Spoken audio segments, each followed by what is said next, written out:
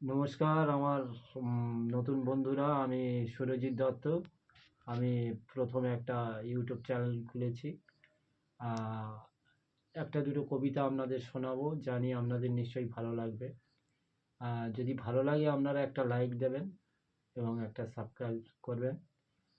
তা আমি একটা হ্যান্ডিক্যাপ ছেলে, তা আপনাদের একটা শুভেচ্ছা বা অভিনন্দন পেলে আমি খুশি হব। তা আমি শুরু করছি রবীন্দ্রনাথের ছোট কবিতা, হঠাৎ দেখা। রেলগাড়ির কামরায় হঠাৎ দেখা, ভাবিনি সম্ভব হবে কোনোদিন। আগে ওকে বারবার দেখেছি লাল রঙের শাড়িতে, ডালিম ফুলের মতো রাঙা।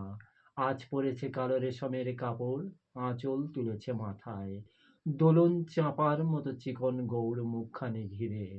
মনে হলো কালো রঙে একটা গভীর দূরত্ব ঘনিয়ে নিয়েছে নিজের চারদিকে, যে দূরত্ব সর্ষে ক্ষেতের শেষ সীমানায়, শালবনের নীলাঞ্জনে।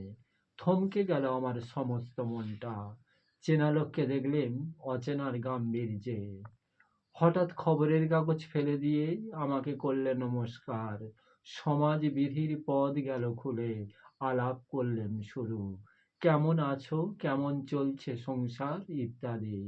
সে রইল জানলার বাইরের দিকে চেয়ে, যেন কাছের দিনের ছোঁয়াচ পার হওয়া চাউনিতে।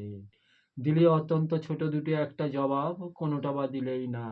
বুঝিয়ে দিলে হাতের অস্থিরতায় কেন এসব কথা, এর চেয়ে অনেক ভালো চুপ করে থাকা।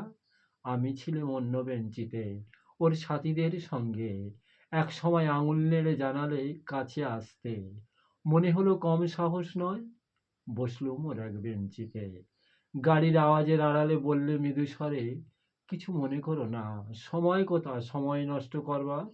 আমাকে নামতে হবে পরের স্টেশনে, দূরেই যাবে তুমি, দেখা হবে না আর কোনোদিনই। তাই যে প্রশ্নটার জবাব এতকাল থেমে আছে, শুনবো তোমার মুখে, সত্য করে বলবে তো। আমি বললেন, বলবো। বাইরের আকাশের দিকে তাকিয়েই শুধালো, আমাদের গেছে যেদিন একেবারেই কি গেছে, কিছুই কি নেই বাকি। একটুকু রইলেন চুপ করে, তারপর বললেন, রাতের সব তারাই আছে দিনের আলোর গভীরে। খটকা লাগলো, কি জানি বানিয়ে বললেন নাকি। ও বললে, থাক এখন যাও ওদিকে। সবাই নেমে গেল পরের স্টেশনে, আমি চললেম একা। নমস্কার। ভালো হয়েছে।